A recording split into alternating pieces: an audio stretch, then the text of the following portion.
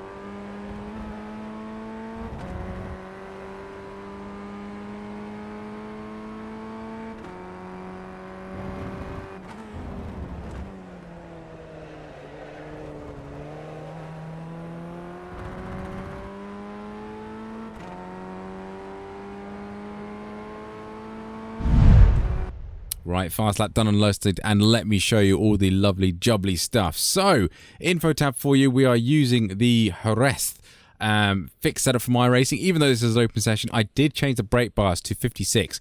The setup does have 58, so I changed it down to 56. I think it's a little bit better for trail braking. I think it helps the rear end not be too twitchy with the weight transfer. Remember, this has a slidey rear end as it is, so we want to try and minimize that. Give it a test because it is very, very slippery, the rear end here. Track temp of 89 Fahrenheit and a track usage which is moderate, and it's set to 44%. So bear that in mind if you are watching this a few seasons later. That might be slightly different, and to be fair, the temperature might be different as well. The lap I'm actually going to show you is not that lap right there, which is my fastest. My fastest is a 152.324. One before that was 52.4. Those were on very light fuel, so those I only had 2 laps of fuel left, so I don't think that's strictly quite fair. So the lap I'm actually going to show you is a lap 18, which is a 152.578. So, few laps warming up. It's about mid-race, give or take. That may have been an accident, but yeah, it's not too bad. Mid-race, kind of decent pace there. I think I'm going faster if I can get a few key corners right, and that's what I'll explain as well. I'll put above my head where I decided to fall over and spin, particularly the last corner. Last corner here is weird because it wants you to brake into the apex, but there's a camber change as you come off the braking zone and then down into the apex, and that really, really unsettles the car. And if you carry too much speed around there, you just pirouette and face the wrong way. So definitely be cautious in race session of spinners there. Otherwise, it's just a general run wide in this thing, touch the grass and face the wrong way. This track is very, very off-track happy. Good rule, try and keep 2 tyres on the black tarmac as often as you can. That will be the real key around here. Otherwise, split times here for you, just in case you want to see what split times. Apparently, my optimals are 52 dead. That's interesting. Got to find that one a bit later on. But yeah, my fastest there is actually a 52.4. So that means that had an off track then. Cheeky boy. So my fastest is obviously the one before. That's naughty of me. Good job that's there, because then you can't tell if I lie. Yes, above my head will be a Discord as well, where the OLAP, BLAP telemetry and replay file will all be in there. So you can find out how I did this lap and what to improve if you can. I think that's everything, so let's crack on with it. Right then, Jerez, and what a good little circuit this is, to be honest. Really, really did enjoy it around here, but you have to be careful. This circuit will bite you. So we're coming under the wonderful grandstand here, and we're looking down into turn 1. You're looking down to the left-hand side here, and just as this curb starts, you want to get onto the white bit there and brake as you're on it. Use all of the curb as you can, but remember, keep 2 tyres on the tarmac and you'll be golden. Nice late apex here after the inner blue curb is finished. Get over there and get on full throttle as soon as you can. Short dash down into turn 2, and bear in mind it is downhill braking, so we're braking just before the shadow here. Nice and late on the brakes. Easy, don't lock up here. Second gear, use all of the curb again. It's a little bit raised, that green bit, so be careful and do not run too far wide here. You can put your cold car along the curb like that, but don't cut it too much. There will be a off track and a slowdown, so be warned.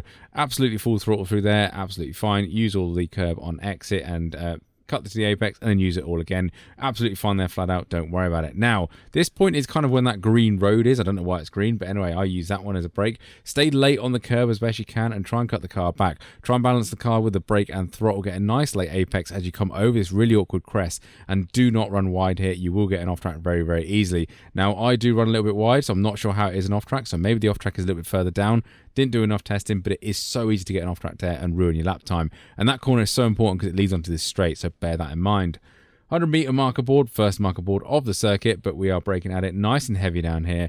And basically another late apex again. Use the green curbing to get on it at the very latest point.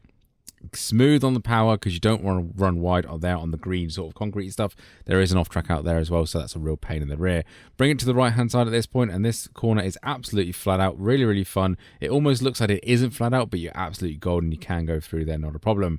Just as we come to the end of the tyre barriers here on the left hand side, little dab of brakes, third gear. Now this is really, really open. It feels like it should be flat out, but then it tightens up sort of mid to late corner, so be cautious about that one. You can run wide here if you are you are battling, but there is an off track out there, so be cautious about that. Bring the car back over to the left hand side now, and just before this sort of extra tarmacy painted bit over there on the left hand side, brake nice and easy. Again, late apex if you can. Do not touch that green curb, it will really affect you because you're slightly higher speed. Get on full power and use all the curb here on exit, and then as you come around, lift off, let the car settle into the corner, get as close to the green curb as you can, get on full throttle. But again, look at me lift there, do not run wide and you'll be absolutely golden. Final part of the circuit now, just before the end of the wall, you can see there, brake nice and heavy. Now this corners, you can actually absolutely murder the green curbs. It's not too bad through here, very much Donington Park with the last chicane there. You can get all over them green curbs. Full throttle as soon as you can and be smooth and with your wheel entry, because you can go flat out for these last few corners. It's absolutely easy. Now this is the tricky one, people. Be cautious. This is the braking zone, kind of at pit entry if that's a thing. Brake in a straight line, then ease off, turn in very gradually, keep reducing the speed, bring it to the apex and then feed in that power nicely. So easy to lose the rear end through there, so be cautious and make sure you complete the laps nice and cleanly. Otherwise, dash to the line. Now the line is quite far down here, it's right here, so bear that in mind as you're going down. And yeah, what a wonderful little track this is. Should be pretty decent. There's a lot of places where you can make mistakes. There's a lot of places where you can get overtakes, so I'm not sure what the race is going to be like. It's probably like, it's not going to be mad as Donington. Because Donington, there's like 2 overtaking places. There's going to be a lot more overtaking places through here. And it's quite a nice flowing circuit, to be honest. I did really enjoy practicing. But that's us across the line in a 1:53.205. As mentioned in the start of the video, I did manage to go faster, but I was a bit lighter on fuel. So I didn't think that was strictly fair. Be careful of the tyres on the fuel lap, on the first few laps as always. But otherwise, have a great week. Thank you very much for watching. Don't forget to like and subscribe to that lovely YouTube stuff. And I'll catch you on the next one.